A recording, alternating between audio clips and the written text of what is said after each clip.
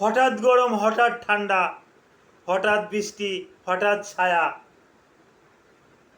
এই যে আবহাওয়ার তারতম্য, একটু আগে ছিল বৃষ্টি, ঝড়ঝড়ে বৃষ্টি, মুষলধারে বৃষ্টি, এই মুহূর্তে বৃষ্টি কম, প্রচণ্ড বেগে রৌদ্র উঠছে, তাপমাত্রা বেড়ে গেছে।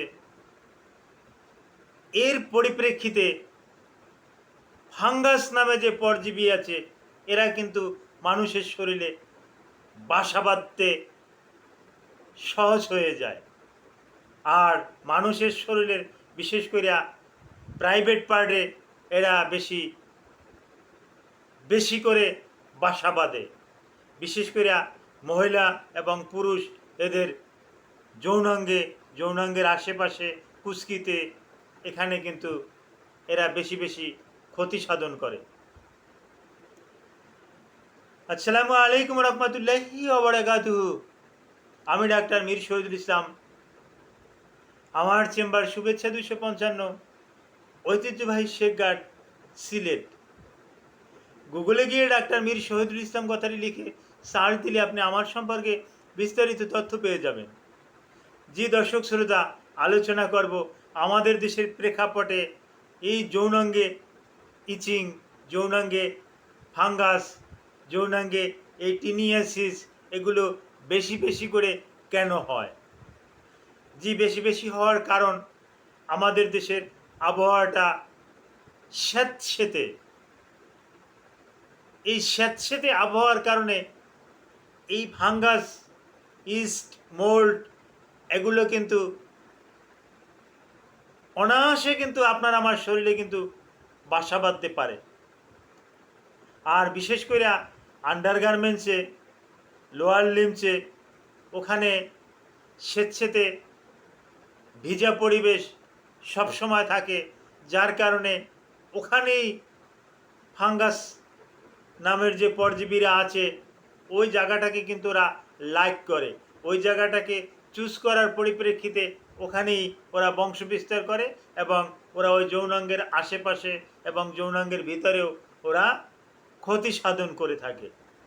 অনেক সময় অনেক রোগীরা এসে থাকে আমার কাছে যে স্যার, আমার যৌনাঙ্গে ভ্যাজাইনাতে ক্যান্সার হলো কি না, অত্যন্ত চুলকায়, চুলকানি থামাতে পারি না, পেশাব করার পর পানি ব্যবহার করলে প্রচণ্ড জ্বালাপোড়া করে, ভিতরে মনে হয় এই আঙুল দিয়ে সবসময়ের জন্য চুলকাতে থাকি এবং ভিতর থেকে দুর্গন্ধযুক্ত একটা স্রাব বাহির হয়।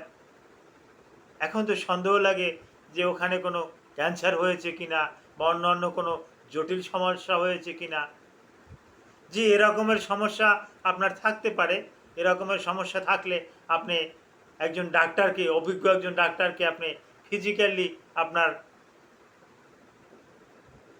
ইন্টিমেট যে পার্ট আছে, আপনার যে প্রাইভেট পার্ট আছে, আপনি ডাক্তারকে দেখতে দেবেন।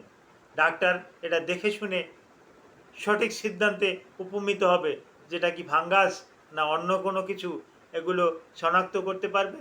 আর ফাঙ্গাস শনাক্ত করতে পারলে, হ্যাঁ, ফাঙ্গাসের বেশ কিছু মেডিসিন আছে, এই মেডিসিনগুলো আপনি ট্রপিক্যালি দিয়ে থাকবেন। তারপর আসে ওরালি দিয়ে থাকবেন।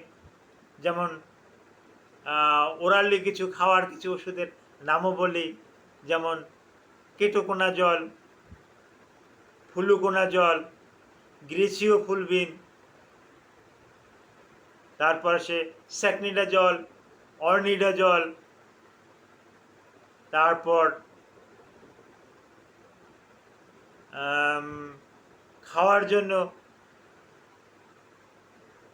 পচাকোনা জল, ভরিকোনা জল, টারবেনাফাইন ইত্যাদি।